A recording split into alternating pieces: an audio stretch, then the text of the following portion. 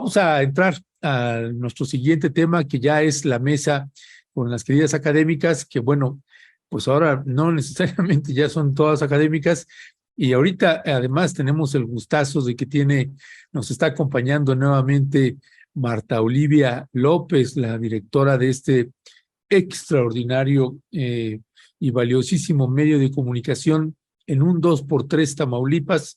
Está Marta Olivia con nosotros, está también pues la doctora Leticia Calderón, a quienes les agradezco también que nuevamente estén con nosotras y nosotros. Edurne Uriarte pues sigue también que nos pidió unas semanas porque está en un proceso ahí de trabajo bastante intenso. Así que la siguiente semana ya se estará reincorporando nuevamente Edurne Uriarte con nosotras y nosotros. Por lo pronto, pues le voy dando la más cordial bienvenida a Leticia Calderón y a Marta Olivia López. Les saludo desde las montañas del sureste mexicano, desde San Cristóbal de las Casas, Chiapas, este bellísimo Museo Tatic Samuel. Desde acá estamos transmitiendo el día de hoy. Muy buenos días, Leticia, Marta Olivia. ¿Qué tal? Buenos días y bueno, qué rico, se ve divino ahí atrás de ti, Ernesto. Bueno, ganas de ir por esos rumbos pronto. Sí. Buenos días, Marta Olivia. ¿Qué tal? Muy buenos días, Ernesto, Leti, un gusto coincidir. Pues gracias, el gusto otra vez de tenerlas con nosotras y nosotros, y son un montón de temas, quién sabe si nos va a alcanzar, pero vamos a ver, el primer tema y que le pedíamos a Marta Olivia López, pues es que el colectivo Amor, pues que está, vamos a pasar un video, ¿no? También de este colectivo, porque pues mientras nos platica Marta Olivia, porque lamentablemente pues aparecieron 11 fosas más, 11 fosas, y esto es en Reynosa, Tamaulipas, y el colectivo filma precisamente el hallazgo y nos va narrando un poco de eso. Así que, Marta Olivia, cuéntanos. Sí, recientemente, hace unos minutos, la Fiscalía General de Justicia, digamos, ha hecho la información que ya teníamos nosotros de manera oficial. Dice que señala que el pasado 14 de julio, integrantes de este colectivo, no le pone el nombre, es algo extraño de estos comunicados, pero habla de que este colectivo encontró o realizó el hallazgo de restos humanos en un predio de la colonia Infonavit Arboledas en Reynosa, que ya fue abierta la investigación, la carpeta de investigación correspondiente, y hasta ahora se han localizado lo que pudieran ser, así dice el comunicado, 27 osamentas, por lo cual pues ya se van a hacer las pruebas de laboratorio y demás. En un inicio hay que destacar que el vocero de Seguridad de Tamaulipas, Jorge Cuellar Montoya, le dijo a Milenio este lunes que la Fiscalía pues se encuentra investigando estos restos óseos y que tendrían de 10 a 14 meses, aunque habrá algunos que son de menos tiempo. Así que, pues todas estas pruebas y todo esto que dicen será ahora sí que ya corroborado con la Fiscalía General de Justicia. Y bueno, ahí viene el otro tema, ¿no? Hasta ahora lo que ha dicho el colectivo, que iban 22 cuerpos en 3 días y siguen saliendo más. Dice los del colectivo también que hay uno de 2 meses y otro más entre 1 año a 4 años. Así que esto es lo que han denunciado ellos.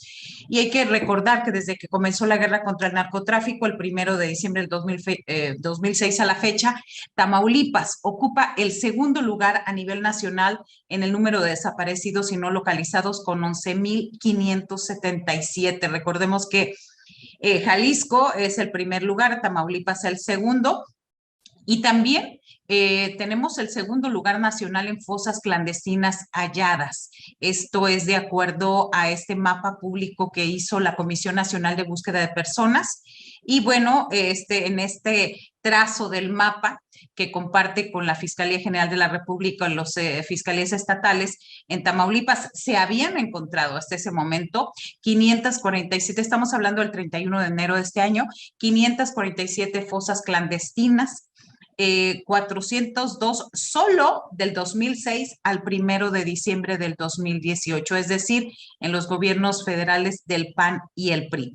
El municipio de Tamaulipeco con el mayor número de fosas halladas es la tierra del filósofo de Güemes, Güemes, Tamaulipas, a unos 35 kilómetros de la capital de Tamaulipas. Le siguen San Fernando, Matamoros, Ciudad Victoria y Reynosa, pero obviamente con estos nuevos datos, pues Reynosa se va mucho más arriba en estos datos, Ernesto.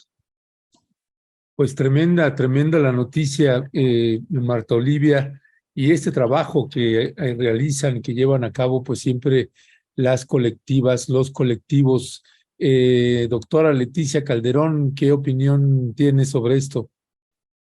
Pues mira, Ernesto, yo creo que estamos en el, digamos, en la continuación de lo que ha sido esta situación tremenda, porque incluso lo que marca Marta Olivia es muy importante y es, aparentemente hay cuerpos de muy poco tiempo que están ahí y algunos que tendrían un rastro que seguirles desde hace ya un cacho de tiempo. Entonces, eso va a abrir las alarmas en términos no solamente de que probablemente dentro de los colectivos las personas van a poder ubicar a sus seres queridos que están buscando desde hace tanto, pero al mismo tiempo la tragedia enorme de que esto ha continuado y no ha podido detenerse, sobre todo porque estamos hablando de una situación territorial, marcas estados, ¿no? Pero no es una cosa donde tú digas, bueno, es imposible que se puedan dar cuenta, al final estamos viendo que son zonas que los gobiernos controlan o ubican o tienen más o menos delimitadas, o sea, no es el país entero, ¿no? Es la demarcación, entonces te permite ir acotando y por tanto ahí es donde entra la parte esta de las complicidades que se han mantenido, las incapacidades de ir sobre, no solamente ya hablo en términos del crimen organizado en términos amplios, sino de esto que específicamente implica no solamente una acción deliberada de ubicar regiones, territorios, para poder dejar ahí cuerpos, poderlos mantener ocultos, pero además que hay todo un convenio, ¿no? Este trato de silencio, este pacto de silencio, perdón, para que no se sepa hasta que eventualmente se logra averiguar o se encuentra, también por la labor de estas, sobre todo las madres buscadoras, ¿no? Entonces, me parece que para mí, Ernesto, y se los digo sin lugar a dudas, si hay una de las cuestiones más trágicas, yo la pondría en el número 1 y lo he repetido cada vez que puedo, es este tema de las desapariciones, porque al final de cuentas es como que lo que más vulnera en términos de un miedo social, además, porque es una cuestión de una vulnerabilidad ciudadana tremenda. Y en el caso de estados como Tamaulipas, pues tiene ya una larga trayectoria con este tema. Entonces, eso puedo decir a bote pronto, es obvio que hay otros, en todo el país podrías encontrar casos, sí, pero la gravedad de lo que nos cuenta Marta Olivia, y también agrego, en el caso de Jalisco es increíble, porque no era un estado que tuviera esto hace relativamente un par de años, ¿no? Veíamos y otros estados que, bueno, yo conozco un poco mejor, pero resulta que cómo ha brotado, y ahí es donde el tema de, ¿no? La colusión no puede dejarse de lado, no se deja de lado, vamos, es parte de lo que también está en la picota todo el tiempo.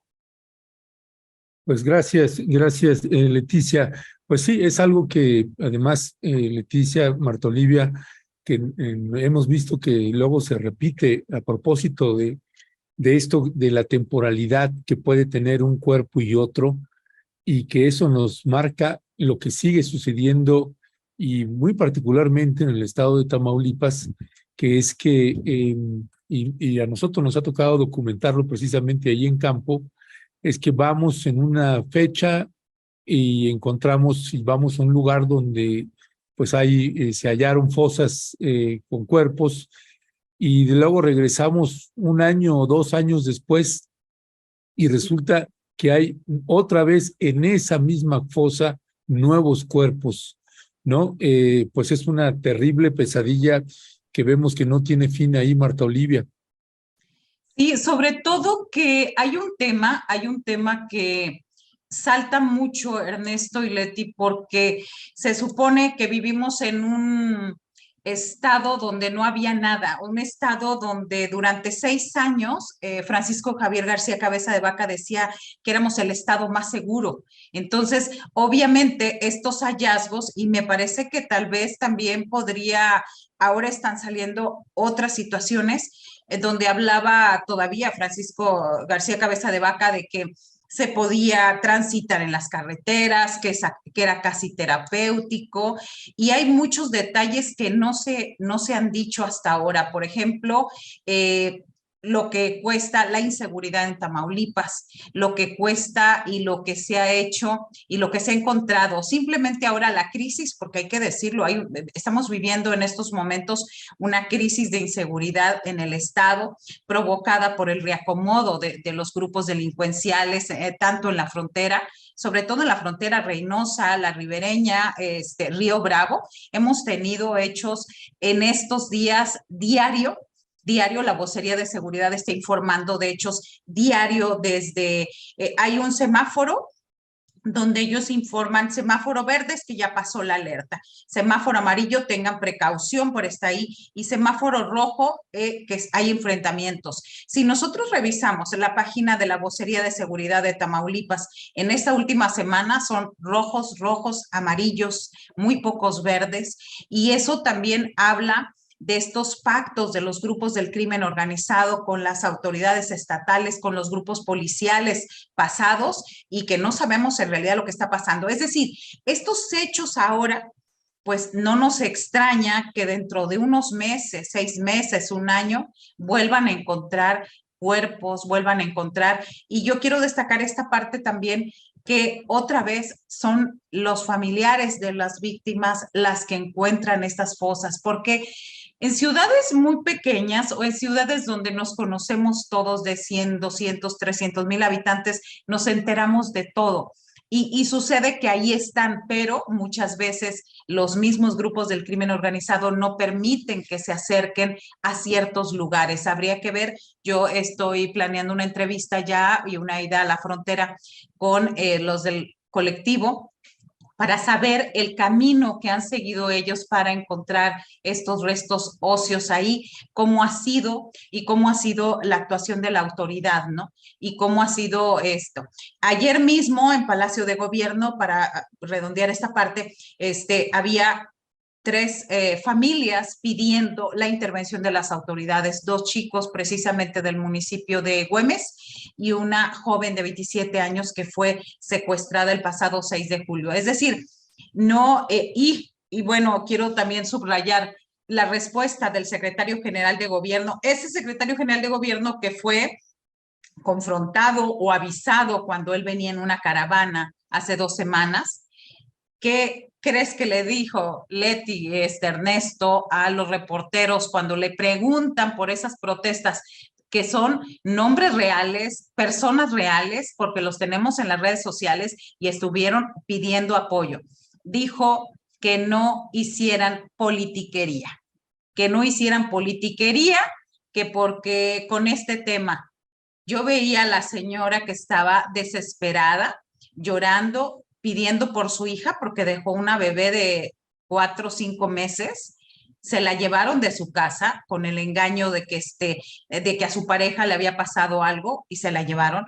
Entonces, yo no veo cómo un personaje que fue confrontado por un grupo del crimen organizado hace 2 semanas hable de politiquería, como que ya se puso de moda, Ernesto.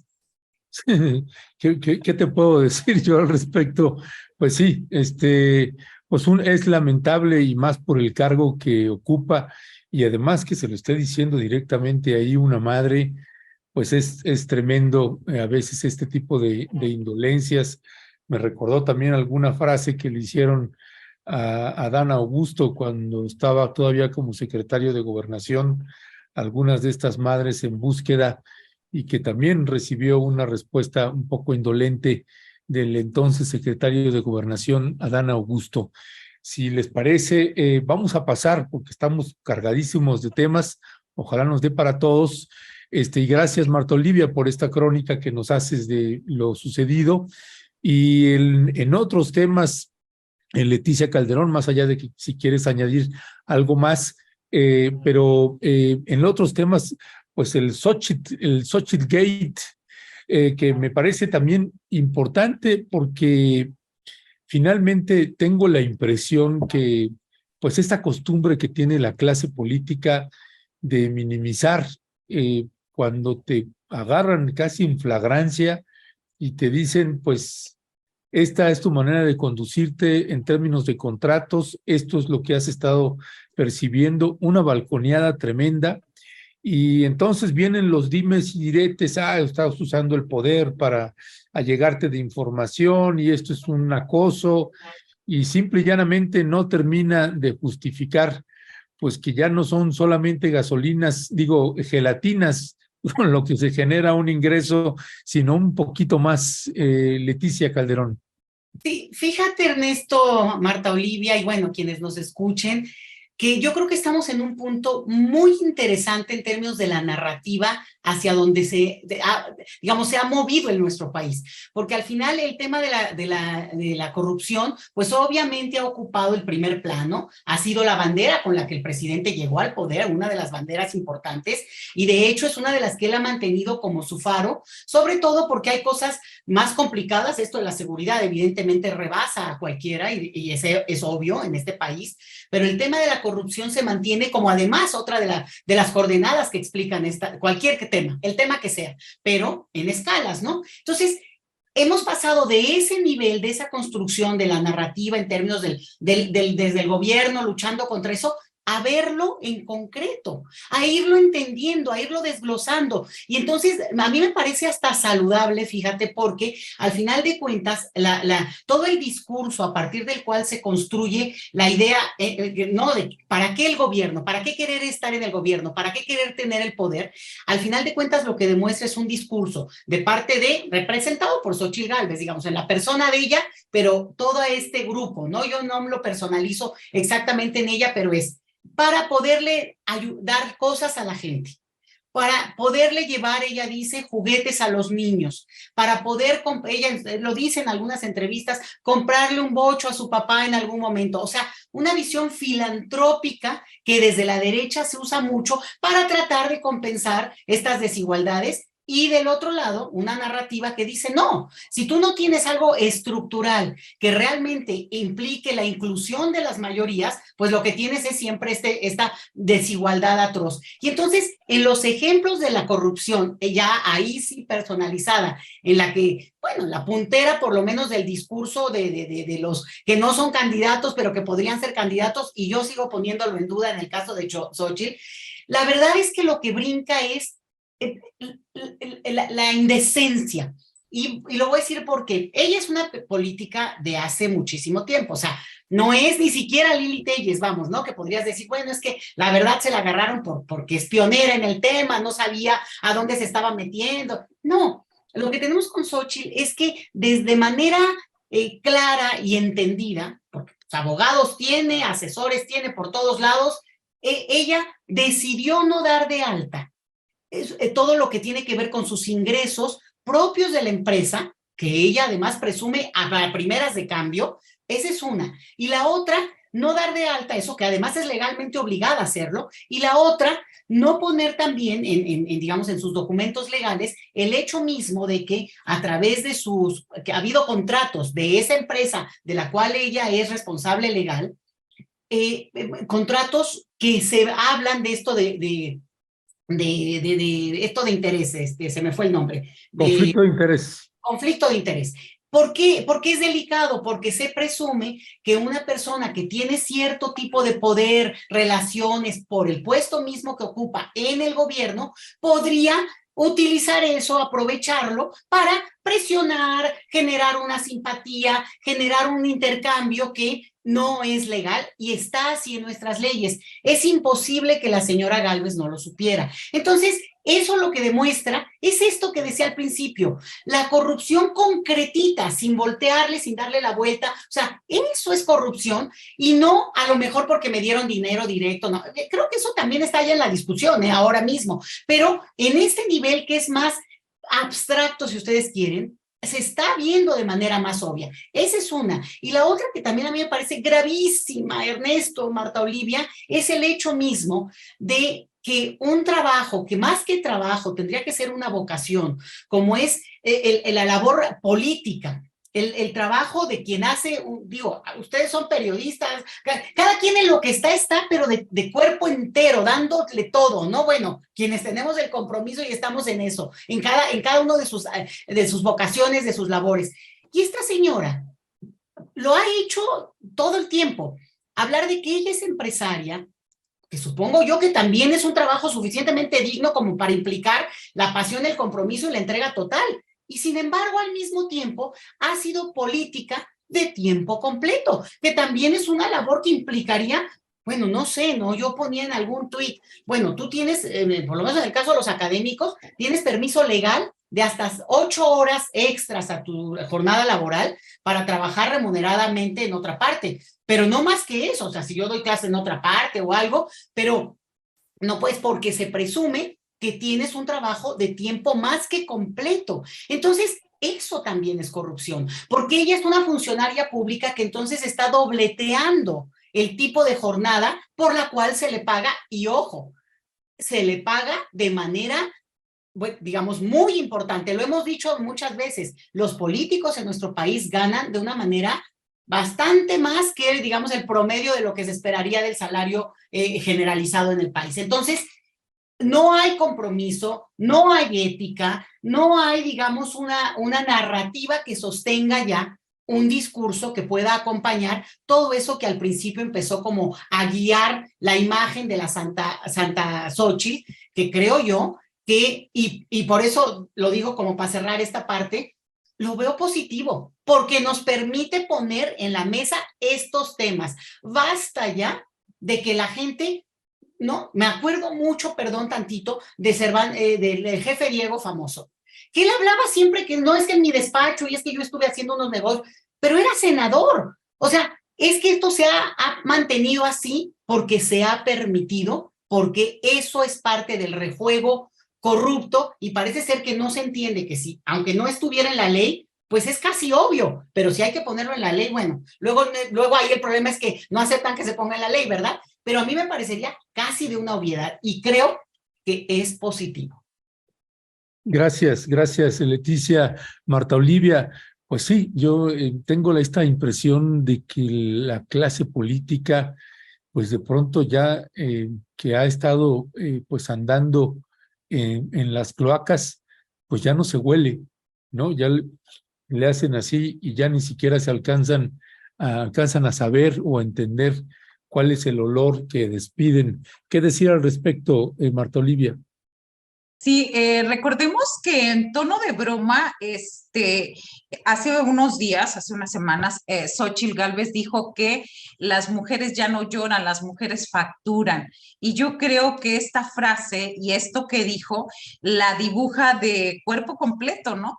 ¿Qué nos dice esta frase de cómo concibe Xóchitl Gálvez el poder y usar los cargos públicos para obtener contratos de gobierno?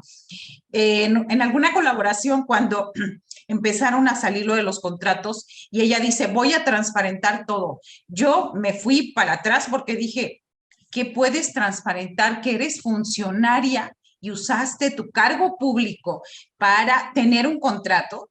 O sea, eso en ningún lado ni es ético, ni es moral, ni es correcto, ni es... Entonces, a partir de ahí yo pienso que deberíamos enfocarnos en este sentido de no es normal, lo que tú dices se huele, se siente, no es normal, no debe ser visto como algo normal, como algo que es, todo el mundo lo hace, entonces hagámoslo.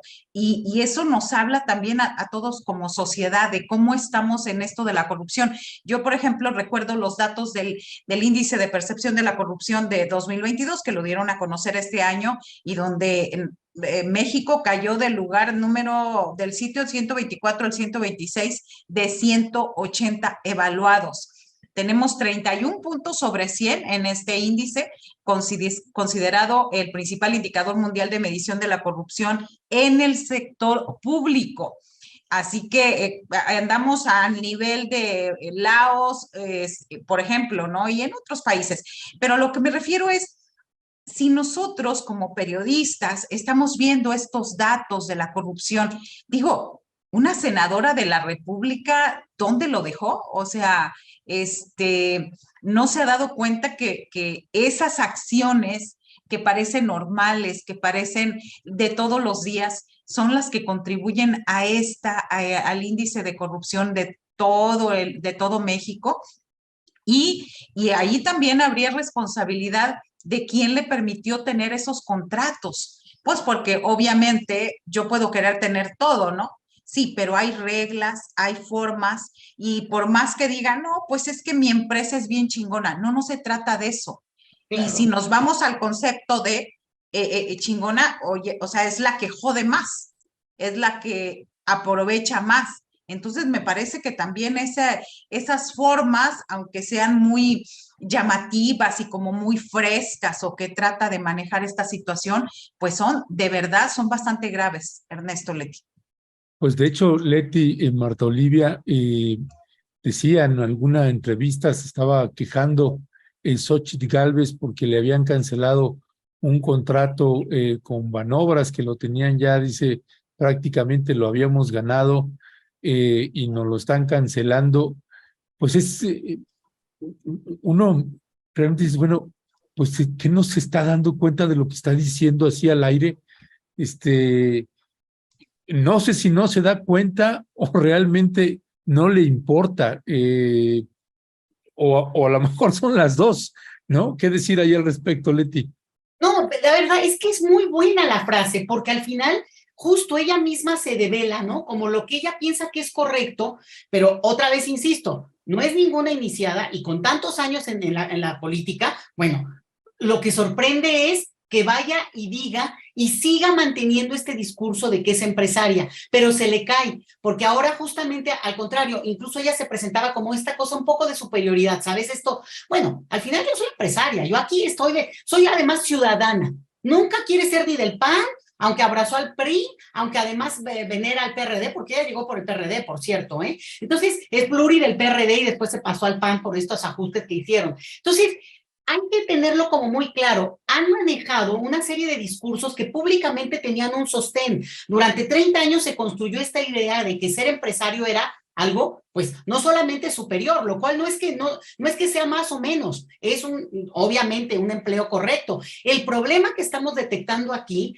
y digamos, por eso es lo fascinante, porque al final de cuentas parece ser que el empresariado mexicano solo lo puede ser si tiene negocios con el gobierno. Porque si aquí tuviéramos puro negocio privado, bueno, además de que el presidente no tendría por qué andar balconeando eso, que yo creo que ese fue una extrita, ya más para meterle su último gol ahí, pero la verdad es que no parece que puedan ellos actuar. El empresario que, digo, por lo menos de los que conocemos públicamente, siempre hay todo este discurso muy propio del neoliberalismo, en general del capitalismo, ¿no? De la idea de que hay que hacerse a sí mismos, menos Estado, porque al final la gente, la mano invisible del mercado va a regular las fuerzas ahí del que vende, del que compra, y eso es lo que genera la riqueza. ¿Sí? ¿Cómo no? Si no fuera por el Estado, no podrían tener estas obras, estas industrias, estas empresas de mantenimiento o vender papel del baño. ¿No? O sea, entonces lo interesante con esto es que nos estamos dando cuenta que mucho de las redes que han construido para tener estos contratos sí requieren tener, pues, contratistas metidos en el poder. Y una de ellas parece ser que ha sido Xóchitl. Yo no estoy diciendo, ojo con esto, porque además no la conozco y no es personal, pues, ¿no? No, ni la conozco, no me cae mal, no me caía mal, ahora ya, pero no, esta cosa de que al final de cuentas, además lo ha presumido. Y lo bonito de esto es que se vuelve inaceptable ya en una sociedad como la nuestra seguir dobleteando, porque al final es con nuestro dinero.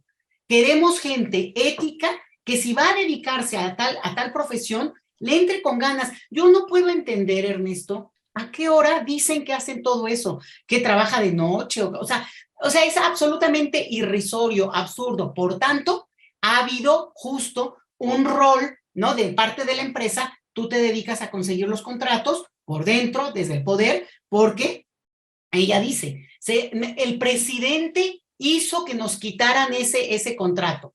A ver, si ya lo tenían súper amarrado, Bueno, el presidente no se enteró un día antes y ya digo, no sé, es la fantasía y el manejo retórico de que el presidente es Superman, ¿no? Como si no tuvieran ahí además una serie de otros poderes que están todo el tiempo acotando al propio poder presidencial, lo cual también tiene una parte de avance para nuestra democracia, ¿eh? Digo, con todas las dificultades que eso ha implicado.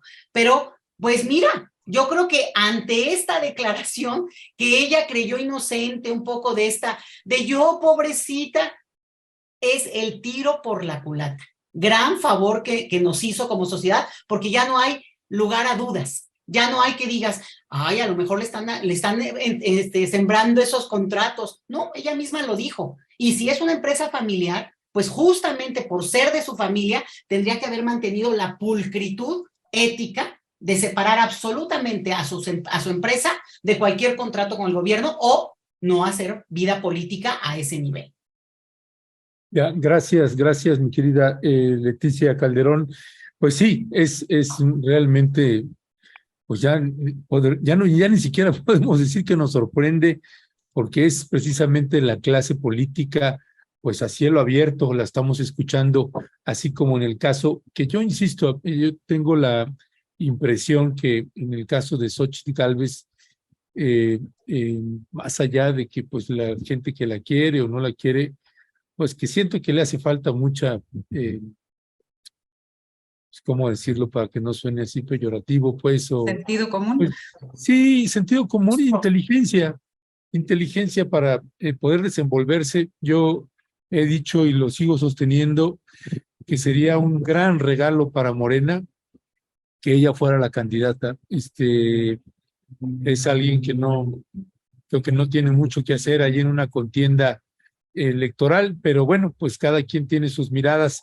Si les parece, Marta Leticia y Leticia, vamos pasando al siguiente tema y tiene que ver con algo que pues precisamente las autoridades de ahí de Andorra, de ahí en España también pues han reabierto el caso contra la familia Beltrones, es decir, Manlio Fabio Beltrones y su hija, que actualmente pues es senadora de la República.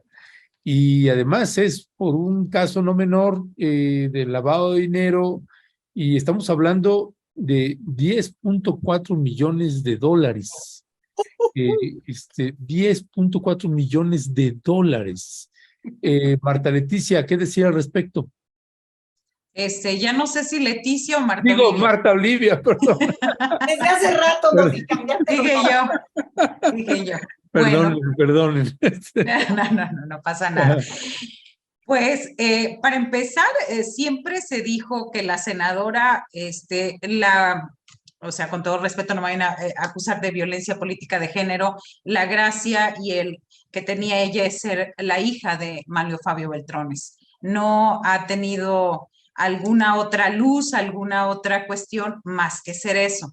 La senadora, hija única, por cierto, de Manlio Fabio Beltrones, y de que recordemos que él fue el presidente de su partido y uno de los personajes más influyentes de la política mexicana, toda la vida siendo plurinominal, toda la vida haciendo eso. Y aunque ya se sabía desde hace tiempo, yo recuerdo que las primeras notas que salieron al respecto de estos actos de corrupción fueron hace más o menos unos 6, 7 años.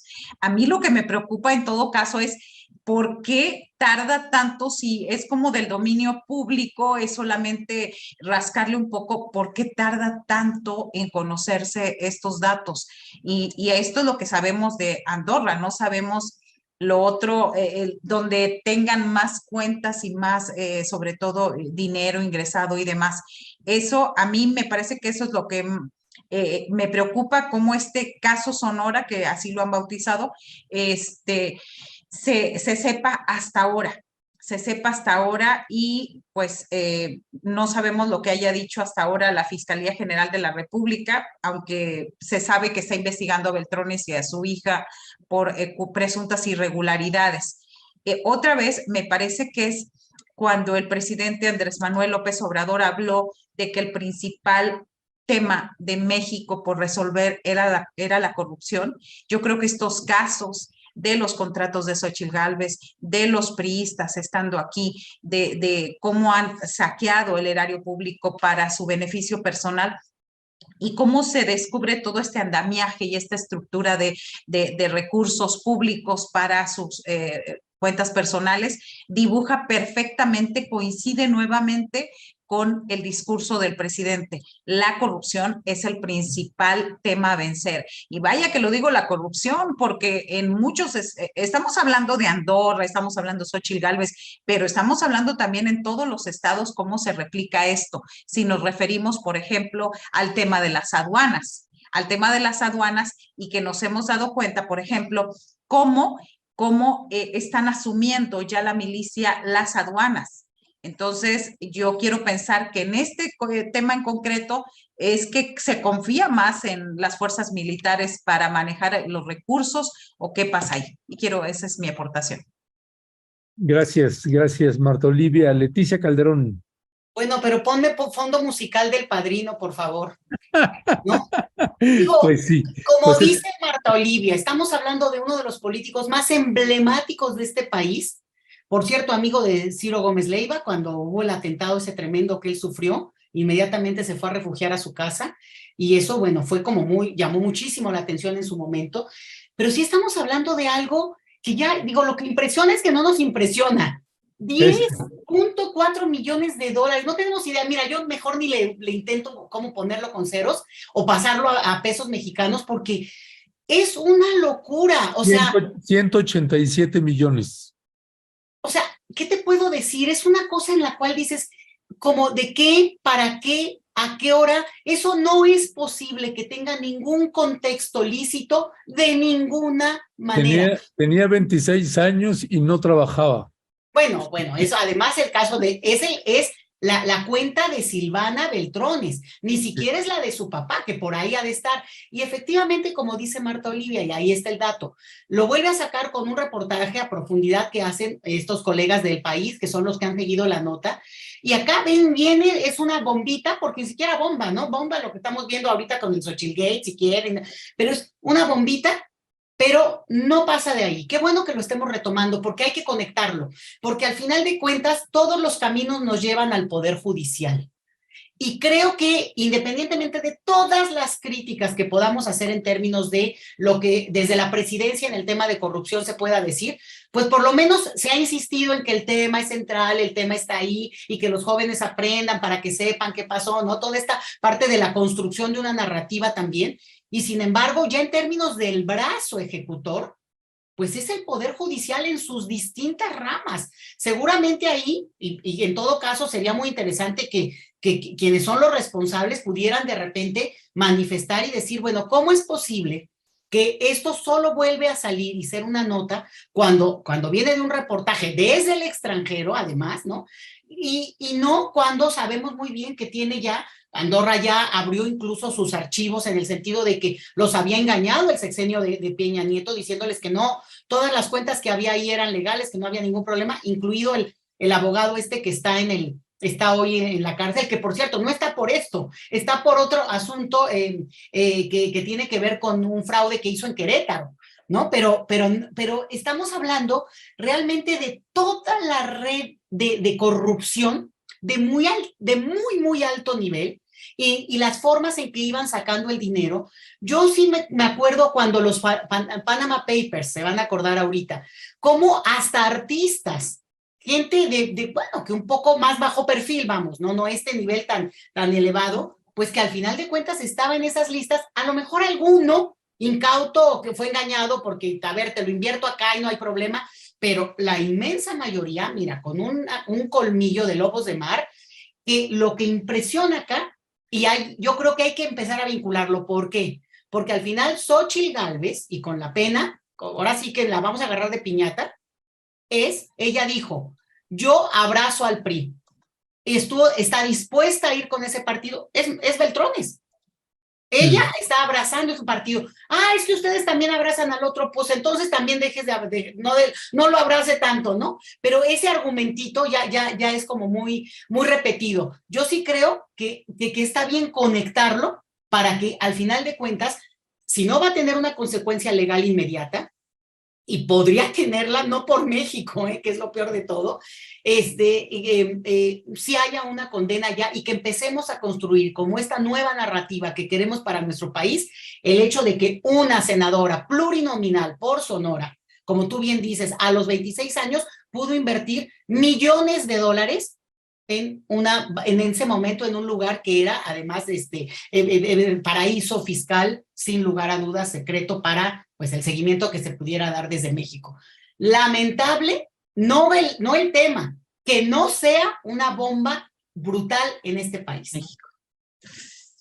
Pues sí, y vaya que sí lo es. Le estamos pegando la liga de de verdad, una investigación importante que hicieron los colegas del país, en este caso José María Irujo y Joaquín Gil, y que de verdad le recomendamos que le dé una lectura a esta nota porque hacen un seguimiento puntual donde aparece Manlio Fabio Beltrones, donde aparece la hoy finada esposa de Manlio Fabio Beltrones. Ya estaremos, le vamos a dar seguimiento a este tema. Por lo pronto, si les parece, vamos a pasar al siguiente, Marta Olivia, y este es con un regalo que tenemos para ustedes, el video de Santiago Krill, donde, pues, aunque usted no lo crea, pues se queja de que sube discriminación a la inversa. Así que, aunque usted no lo crea, vamos a escuchar a Santiago Krill y regresamos con ustedes. Ya han hecho muchas campañas en mi contra de muchos tipos. En las mañaneras he sido objeto de infundios, he sido objeto de ataques, no solamente a mí, a mi familia, a mi origen, al color de mi piel, al color de mis ojos, porque es una discriminación inversa la que él hace, porque aquí no todos somos iguales. El pueblo es de él y los demás ni a pueblo llegamos. Entonces es un hombre que tiene ese vicio de perversidad psicológica, de dividir, de confrontar y de hacerlo con resentimiento, con división, con odio, con venganza. Entonces no dudo que haya muchos más ataques a cualquiera de los aspirantes, pero estoy listo, decidido a enfrentarlos en el terreno que ellos quieran. Ahí estoy, listo, decidido. Yo las veo a ustedes realmente muy conmovidas y yo sé que se van a solidarizar con Santiago Krill. Marta Olivia, por favor, si puedes tomar un poquito de aire para poder hablar, porque sé que estás conmovida. Adelante, Marta Olivia. Pues a mí me parece que el señor Constitución no lee, no se informa, es muy de ciertos personajes del Partido Acción Nacional, no ha sabido, no ha entendido que la discriminación se origina desde el privilegio, proviene de arriba hacia abajo, de los poderosos hacia los vulnerables, de las élites hacia los grupos históricamente oprimidos. Entonces, los oprimidos nunca han ocupado una posición de poder, nunca han definido los derechos de las élites. Y eso no lo digo yo, lo dijo el ministro Arturo Saldívar. Es decir, nunca han definido estos derechos, nunca han limitado los pobres sus oportunidades y negado su existencia en una sociedad dominada por ciertos grupos en virtud de su apellido, su color de piel, su preferencia sexual o su capital económico. Entonces, en ese sentido, pues la discriminación inversa carece de sentido. Es una realidad, la discriminación medible y severa que afecta, ojo, Santiago Krill, exclusivamente a las personas más vulnerables de la sociedad. Así que, con todo y lo que él pueda decir, esa es una parte. Y la otra es, me parece que como el presidente le ha dado mucha voz y se ha ocupado mucho de Xóchitl Gálvez y la última encuesta del Financiero ubica a Santiago Krill abajo, pues él también quiere salir en papel de víctima para un poco que se ocupe el presidente en las mañaneras de él y pues empiece a hablar y empiece a crecer. Me parece que al final esa es su estrategia, Ernesto, Leti. Leticia Calderón. Ay, no, ¿qué te puedo decir? A mí esto, bueno, ya me fui a sacar todos mis libros que tengo acá y por cierto, la que era la presidenta del grupo que daban de alta a los candidatos de la alianza es Teresa González Luna Corbera, colega de Guadalajara, que publicó coordinó este libro, yo tengo un artículo muy bonito acá, pero justamente sobre la discriminación. Entonces, por favor, como bien dices, Marta Olivia, al señor Constitución, mándenlo a la primaria, porque aquí lo que queda muy claro es que parece que el tiempo de que estudiaron ya no les da para ubicarse en los temas en los cuales ha habido una revisión profunda, no solo en México, en el planeta. No existe ni el racismo inverso ni la discriminación inversa, porque tanto el racismo como la discriminación en este sentido son construcciones históricas, productos de un proceso muy complejo, donde justamente se diseñó el hecho de que una parte de la sociedad, generalmente las mayorías, eran, digamos, desiguales, excluyentes, se podría poner en un lugar minorizarlos, ¿no? Descalificarlos, para explotarlos. Y en ese sentido, pues justamente esto tiene que ver, por eso digo es histórica, porque es producto de en su momento la expansión imperialista y la dominación europea del planeta y la parte que tiene que ver, pues justo después se construyó a partir de los fenotipos supuestamente europeos, que también ahí habría una discusión interesante, pero en todo caso, esto se volvió mucho más fuerte a partir del siglo XIX y bueno, se impusieron modelos de belleza, de lo ideal, de lo deseable, contra lo sucio, lo grotesco, lo indeseable y por tanto, eso es parte de la narrativa que nos acompaña, contra la que luchamos todos los días de nuestra vida, sea en el campo de algunos expertos en temas con la población originaria, otros con población migrante, con el tema de la xenofobia. Y entonces me parece de una vulgaridad que este señor se atreva siquiera a hacer mención de eso, cuando él ha sido un privilegiado por su condición económica y que además su tipo, así el típico güerito de ojo azul, como él dice, pues claro que en un contexto como el que he explicado, tiene un privilegio del cual él ha gozado y por tanto, él en todo caso podría decir, más allá de eso, que lo reconozco, bueno, pues hago mío el hecho de que la desigualdad es incorrecta o vaya, ¿no? Porque efectivamente nadie es responsable de su propio físico, ¿no? Nadie es responsable de sus características físicas, pero sí de la manera como las usas a lo largo de tu trayectoria y tu día a día. Entonces, que no se haga y si no logra captarlo, pues yo creo que para eso está un CONAPRED, le tendría que estar dando, así como hay clases para quien es violentador de género, y que le den clases para que entienda lo que es la cuestión del abuso y el menosprecio a la condición de las mujeres, sobre todo en la mayoría de los casos. Bueno, lo mismo tendría que mandarlo pues ya a clases para que se reubique y yo invito a la colega Tere González Luna Corbera, que estaba muy puestita para inscribir a la gente, a que aproveche y les pase el libro y que a ver si leyendo aprenden. Me violentó a mí en el sentido de, mira, te juro que quería agarrar la tele, ¿no? ¿Qué le pasa a este hombre? O sea, de veras, te voy a decir, y ya, demuestra incluso su edad en términos de generación, porque no se enteró del gran debate que este país ha tenido, ahí sí que producto de los cambios de este siglo. Entonces, lamentable, e insisto, la discriminación inversa no solo no existe, sino es justamente un argumento ridículo y que abarata un debate complejo. Pues esta... Ernesto, perdón, dice que lo va a regresar a la primaria. Perdón, Leti, yo creo que hay muchísimos niños en la primaria que tienen más comprensión lectora y les gusta informarse. Entonces, ahí, por favor. Y el ejemplo ya lo tomó también Enrique de la Madrid, o sea, ya lo tomó. Tengo el video, Adelante. así que vamos a escuchar a Enrique de la Madrid.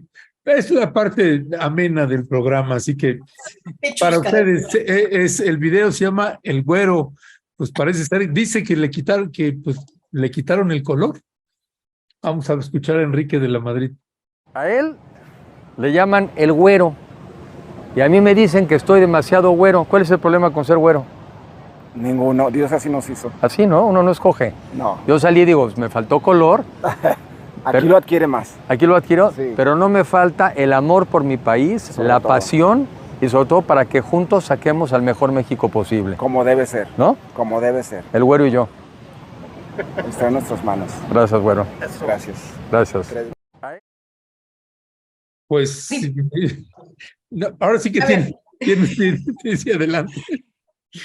A ver, si congelan la imagen de los güeros, nos damos cuenta, simple, así nada más vista, la camisa del güero privilegiado, del güero hijo de un expresidente, no sé, o sea, no tiene nada que ver con la ropa ni el atuendo del güero a donde se fue a tomar la foto. O sea, aquí no es problema de güeros o morenos, el problema son los privilegios, cómo los han utilizado y cómo se están victimizando. Y no es por el color de piel, es por su actuación política que ha sido aberrante durante toda su paso por la política. Leti. A ver, Ernesto, nada más, mira, ahí está la imagen congelada, ¿no? Bueno, el güero, no güero. Mira, yo creo que aquí que hay una cosa que se repite mucho en un discurso público en nuestro país y es que nos han dividido. A la sociedad mexicana la han dividido y, ¿no? Y sobre todo le echan la culpa a las mañaneras, pero a ver, este país está estructuralmente dividido por clases sociales, por cuestiones de pobreza, de riqueza extrema, ¿no? Y pobreza extrema al mismo tiempo, y por una cuestión justamente de origen racial que se construyó a partir de nuestra propia historia originaria. Entonces, digamos, estamos peleando con algo muy potente que tiene que ver con nuestras propias raíces que nos empatan con el resto del planeta, ¿no? Y eso ya nadie lo niega. Más bien lo enfrentan, las sociedades vamos enfrentando, poniendo en el escenario y haciéndonos cargo de que esa desigualdad de trato a partir de condiciones que claramente privilegian a unos y a otros, y no por ser, porque hay colegas, por ejemplo, Patricio Solís, que trabaja esto en el Colegio de México, esta cuestión de la pigmentocracia, ¿no? Como si hay una relación directa entre el tipo, el perfil, el color de la piel con una serie de cosas, pero no es automático tampoco, es obvio. Lo abaratan tanto, insisto, que lo llevan al ridículo. Es como porque si eres güerito también eres privilegiado, tampoco. O porque si eres moreno ya está, no. Pero es parte del discurso complejo y que la manera como ellos lo relatan, lo único que muestran es que no han captado la esencia. Y al final de cuentas, esta parte de reconocer que somos una sociedad dividida hasta por, digamos, por nuestros propios estigmas históricos, insisto, no es que uno los quiera, es parte, reconocerlos es la diferencia.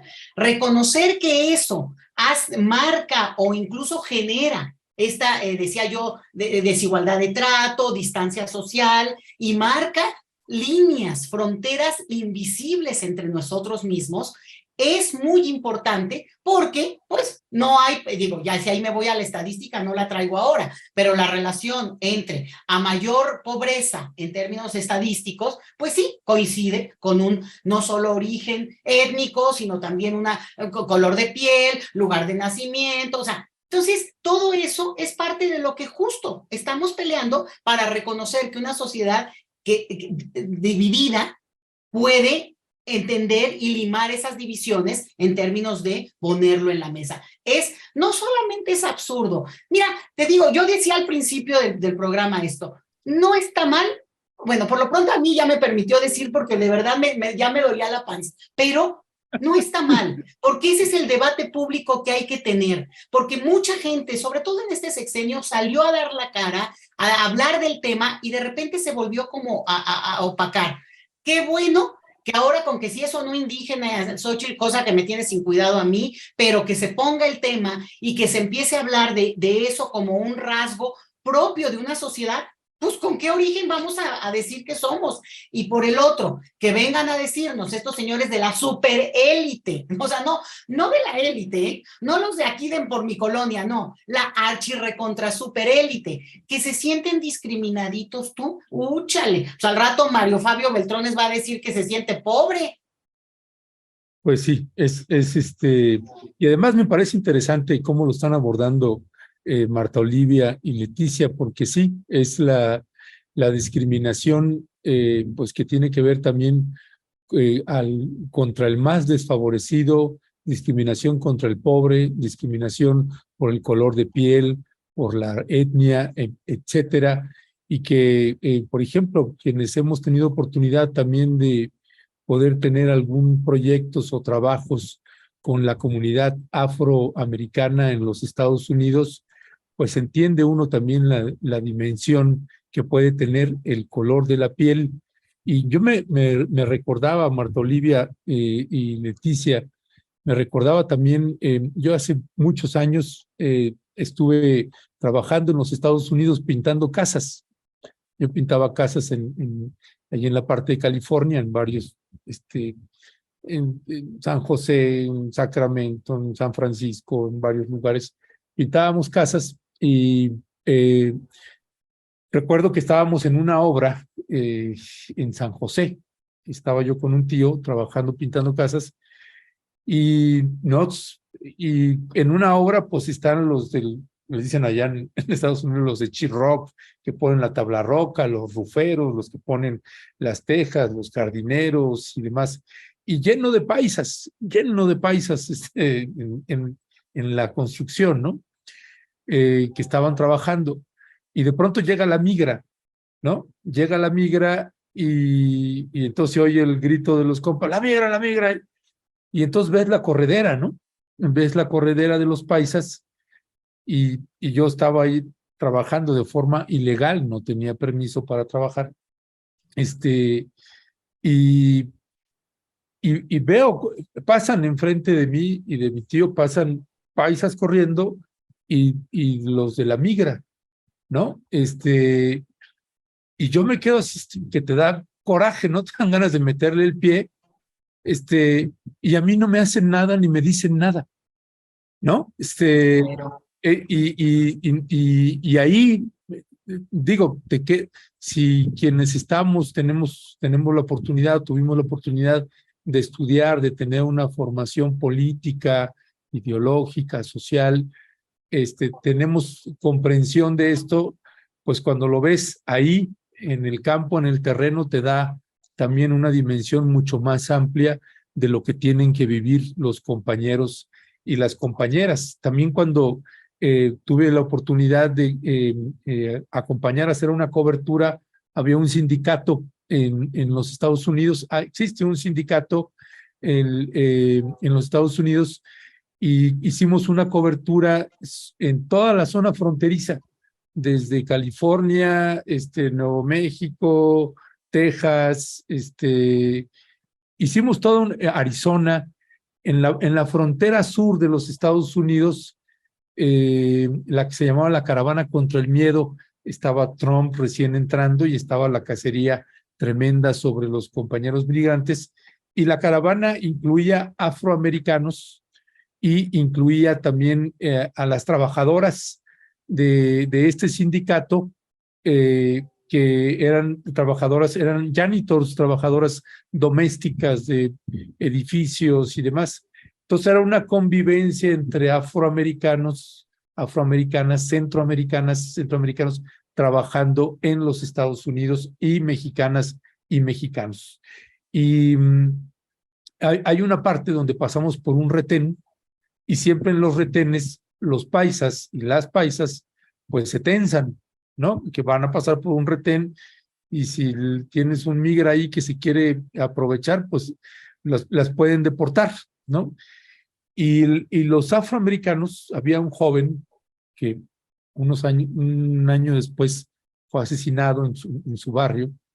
Él decía, es que esta es la vez primera que estamos pasando por un lugar en donde ellos, los afroamericanos, pasaban sin problema y podían ver a los centroamericanos y a los mexicanos y mexicanas la angustia y la tensión de que iban a pasar por un retén, y que decía este joven, es que es la vez primera que me hacen sentir que soy de los Estados Unidos y que no tengo ningún problema a pesar de mi color de piel, ¿no?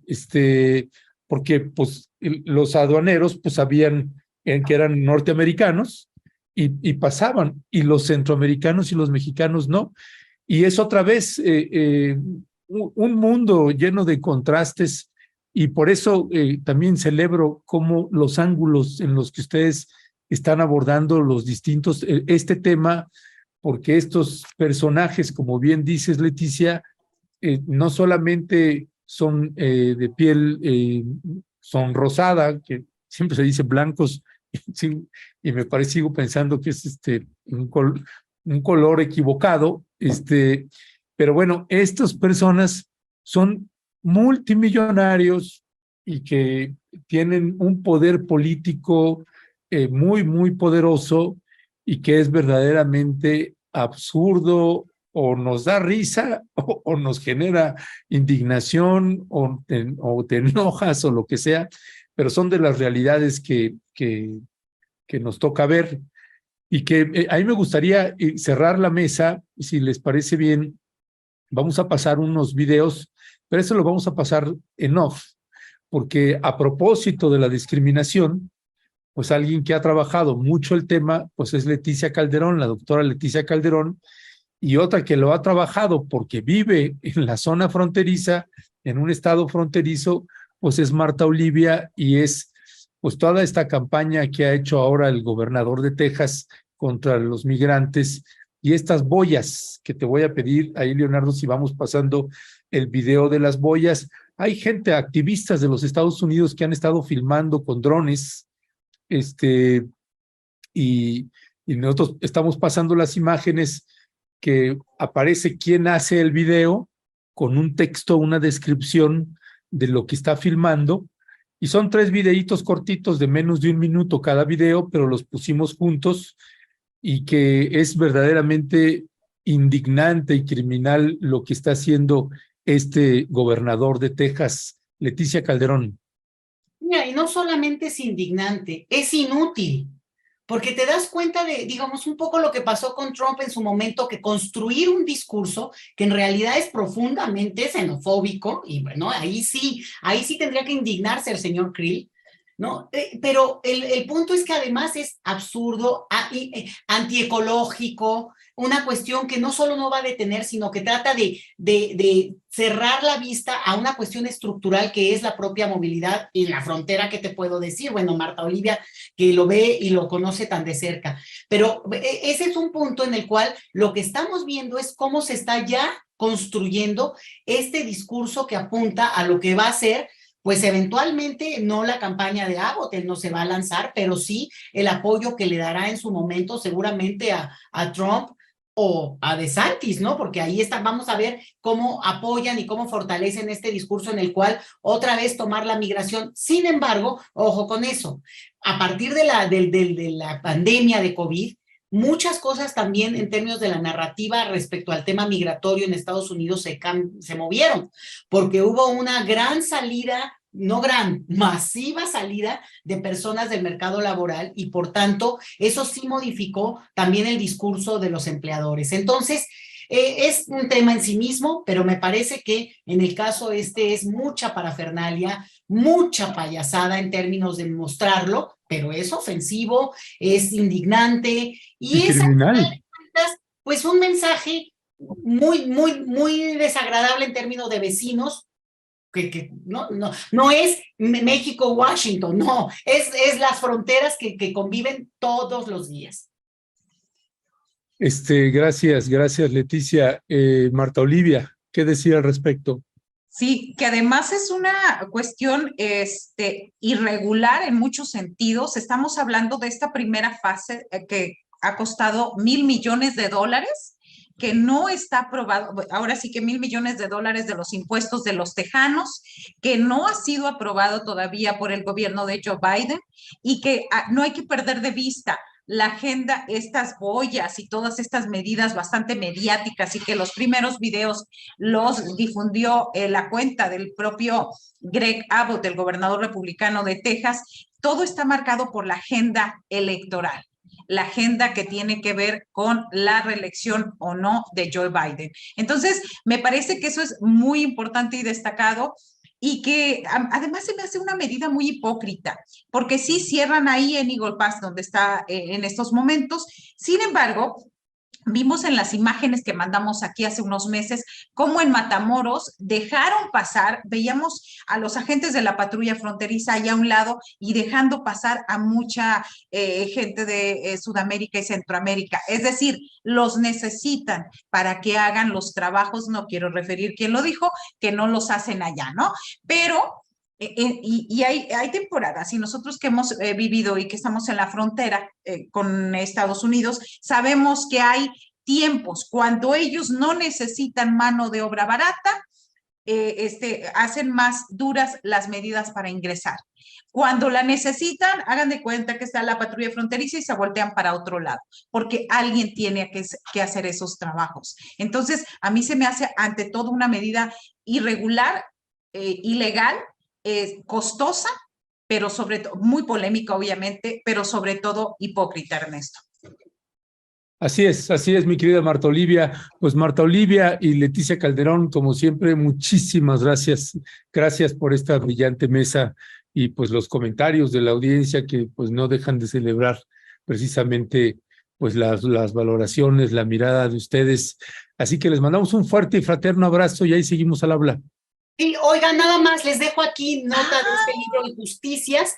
Es muy bueno, es un diccionario, digamos, temático. Incluye, obviamente, la noción de racismo para que ya nos dejemos de tonterías. Se lo voy a mandar a Krill, cortesía de...